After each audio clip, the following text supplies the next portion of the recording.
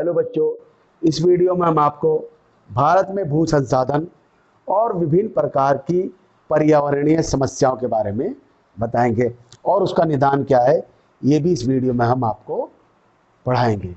तो भारत में भू संसाधन, विभिन्न प्रकार की पर्यावरणीय समस्याएं, एनवायरमेंटल बहुत सारी प्रॉब्लम हो रही है भू संसाधन पे, क्योंकि भारत की जनसंख्या तेजी से बढ़ रही है और तेजी से जनसंख्या बढ़ने के कारण लैंड रिसोर्स, भू संसाधनों पर बहुत दबाव पड़ रहा है।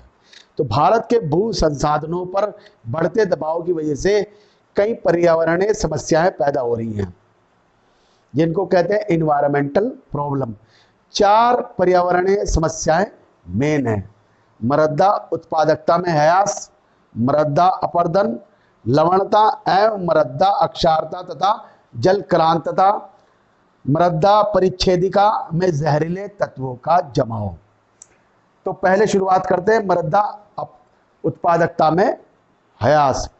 खेती जमीन पर तेजी से बढ़ती हुई जनसंख्या के बढ़ते दबाव से खेती उत्पादकता को बढ़ाने के उद्देश्य से दलहनों की खेती, दालों की खेती को कम किया जा रहा है। उत्पादन बढ़ाने के लिए, खाद्यान्न की फसलों को बढ़ाने के लिए तो दलहन मतलब पल्सिस दालों की खेती के क्षेत्र में कमी आ रही है। और बहुफसलीकरण का मतलब खेत के अंदर एक साथ कई कई फसलें पैदा की जा रही है, जैसे टमाटर के साथ आपका आलू पैदा किया जा रहा है। तो इसमें बढ़ोतरी के साथ प्रति भूमि के क्षेत्र में कमी आई है। जो ज़मीन जो पड़ी रहती थी, साल भर के लिए छोड़ दी जाती थी, उसकी ज़मीन के अंदर कमी आई है क्योंकि जनसंख्या बढ़ गई है। इससे कृषि भूमि में पुनः उर्वरकता, अगेन फर्टिलिटी को पाने की प्राकृतिक क्रिया रुक गई है। जो ऑटोमेटिकली उर्वरकता खेती में बढ़ जाती थी वो रुक गई है। साथ ही काफ़ी मात्रा में रासायनिक उर्वरक, केमिकल फर्टिलाइजर और कीटनाशक दवाइयों का भी इस्तेमाल भारतीय किसान कर रहे हैं। उस वजह से भी भारत के विभिन्न क्षेत्रों द्वारा उत्पादकता में कमी महसूस की जा रही है। सिंचाई कर रहे हैं, कृषि विकास की ये दोषपूर्ण नीतियों की वजह से समस्या और भी गंभीर होती जा रही है। तो इस वजह से आपका मृदा उत्पादकता में ह्रास हो रहा है, क्योंकि खेती में हम जो है आपका बहुफसलीकरण कर रहे हैं, बहुत सारे मतलब कई क्रॉप्स उगा रहे हैं और दूसरे दालों की खेती कम कर रहे हैं और जनसंख्या बढ़ रही है और रासायनिक खादों का इस्तेमाल कर रहा है। तो किसानों को इस्तेमाल करने की वजह से रासायनिक खाद का मृदा उत्पादकता में कमी की हो गई है। ये ह्रास हो रहा है, कमी हो रही है, गिरावट महसूस किया जा रहा है मिट्टी की फर्टिलिटी में। उसके बाद आता है दूसरा मृदा अपरदन। अपरदन किसे कहते हैं? मिट्टी के कटाव और बहाव की प्रक्रिया को मृदा अपरदन या सॉइल इरोजन भी कहते हैं। मिट्टी कट रही है, जब बारिश ज़्यादा होती है तो मिट्टी कट जाती है और बह जाती है पानी के साथ साथ, और जब कभी कभी हवा तेज चलती है तब भी मिट्टी उड़ जाती है। तो मिट्टी के कटाव और बहाव की प्रक्रिया को मृदा अपरदन कहते हैं। और भारत में समुचित रख रखाव नहीं है, न प्रबंध, न होने की मैनेजमेंट न होने की वजह से हर साल लाखों हेक्टेयर जमीन, लाखों हेक्टेयर मिट्टी बह के चली जाती है। इस समस्या से बहुत ग्रस्त हो रहे हैं। ज़्यादा बारिश वाले क्षेत्रों में जहाँ पेड़ नहीं पाए जाते, क्योंकि पेड़ जो होते हैं उसकी जड़ें मिट्टी को पकड़ के रखती हैं, तो जहाँ पेड़ नहीं पाए जाते हैं वहाँ बारिश ज़्यादा होती है तो बहुत सारी मिट्टी, जलोढ़ मिट्टी और भाग, कटे फटे पठारी भाग तथा ज़्यादा ढाल वाले रखने वाले धरातलीय क्षेत्र में मिट्टी कट जाती है, बह जाती है। जहाँ ज़मीनों का ढाल ऐसे होता है वहाँ मिट्टी बह जाती है, और जहाँ कटे फटे पठारी भाग होते हैं वहाँ भी मिट्टी बह जाती है, और जहाँ पेड़ नहीं पाए जाते वहाँ भी ज़्यादा बारिश के कारण मिट्टी बह जाती है। और ये सब क्षेत्रों में मिट्टी बहने की एक बहुत बड़ी समस्या है, इसको कहते हैं मृदा अपवर्दन। उसके बाद आता है तीसरा पॉइंट, लवणता एवं मृदा अक्षारता तथा जलक्रांता। अभी तक भारत की लगभग 80 लाख हेक्टेयर जमीन लवणता नमक पाया जाता है, उसकी वजह से वो जमीन खराब हो गई है। अक्षारता, एल्कलिनिटी से प्रभावित हो चुकी, बहुत सारे जमीन में हमारी नमक मिल गया है, सिंचाई की वजह से नमक मिल गया है और अक्षारता मिल गया, उसकी प्रभावित होने की वजह से बहुत 80 लाख हेक्टेयर जमीन बर्बाद हो चुकी है।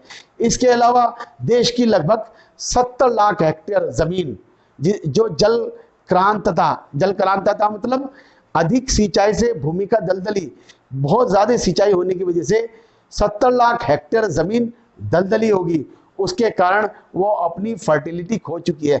जमीन जो मिट्टी अपनी फर्टिलिटी खो चुकी है और जमीन बिल्कुल वेस्ट लैंड में बदल चुकी है, बर्बाद हो चुकी है, जमीन खराब हो चुकी है, वेस्ट हो चुकी है।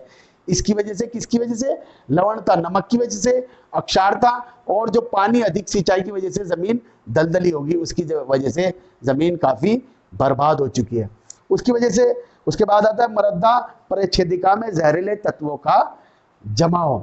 भारतीय किसान जो है आजकल कृषि भूमि में ज्यादा कीटनाशक दवाइयों का उपयोग कर रहा है, केमिकल फर्टिलाइजर का इस्तेमाल कर रहा है, रासायनिक खादों का इस्तेमाल कर रहा है, तो वो मिट्टी में जहरीले तत्वों का जमा हो रहा है। इनके इस्तेमाल की वजह से वो कीटनाशक दवाइयों का इस्तेमाल और केमिकल फर्टिलाइजर और उसे कह सकते हैं आप रासायनिक खाद का इस्तेमाल की वजह से मिट्टी में जहरीले तत्वों का जमा हो रहा है, जिसकी वजह से कृषि उत्पादन भी जहरीले हो रहे हैं। जो कुछ पैदावार खेतों में हो रही है वो भी जहरीले हो रहे हैं, और जहरीले जो चीजें पैदा हो रही है और मार्केट में आ रही है उसे लोग खा रहे हैं, उसकी वजह से आदमी की हेल्थ भी खराब हो रही है। क्योंकि जो चीजें जहरीले पैदा होंगी और जहरीली चीजें खाई जाएंगी तो उसकी वजह से आदमी की हेल्थ भी गिर रही है।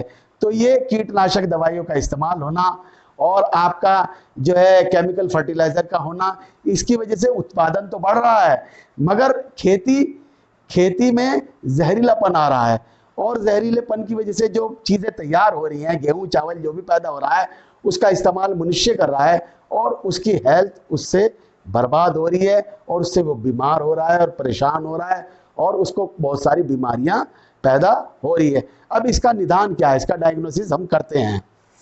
तो निदान मतलब मृदा उत्पादकता में ह्रास, जो कमी आ रही, जो प्रोडक्टिविटी, मिट्टी की प्रोडक्टिविटी में कमी आ रही है, जो मिट्टी बह रही है, ये मिट्टी में नमक पाया जा रहा है, ये जल क्रांतता मतलब ज्यादा सिंचाई होने की वजह से जमीन दलदली हो रही है। इस समस्या से निपटने के लिए कृषि भूमि के उसके कृषि की जमीन को रखरखाव करना जरूरी है, उसका प्रबंध करना जरूरी है। इस संबंध में वैज्ञानिक विधियों का सही इस्तेमाल करना जरूरी है। अगर हम सही से इस्तेमाल नहीं करेंगे तो पूरी जमीन बर्बाद हो जाएगी और वेस्ट हो जाएगी।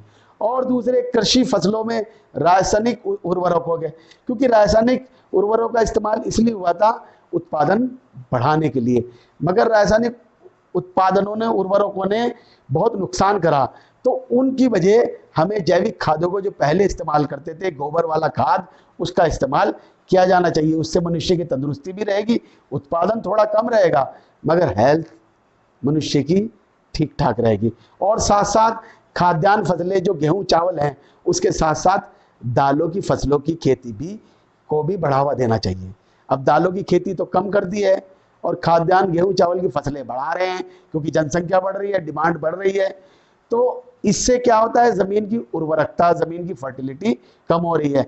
तो हमें दालों की खेती भी बढ़ानी है, पल्सिस भी बढ़ानी है, पल्सिस मतलब दाल, और हमें आपका जैविक खादों का इस्तेमाल करना है और खाद्यान्न फसलों के साथ साथ दाल की तरफ भी हमें फोकस करना चाहिए।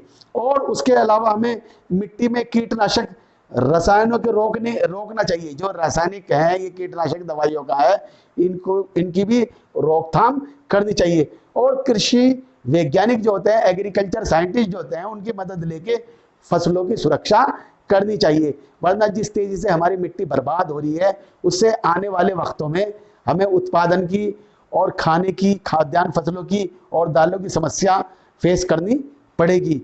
तो बहुत सारी समस्याएं पैदा हो रही है, उसकी वजह से वैज्ञानिकों और हमें भी इस चीज़ का ध्यान रखना चाहिए और मिट्टी को बचा के रखना चाहिए, क्योंकि आने वाली नस्लों के लिए ये बहुत फायदेमंद होगी। उत्पादन होगा, गेहूं चावल पैदा होगा और सबको खाने को मिलेगा।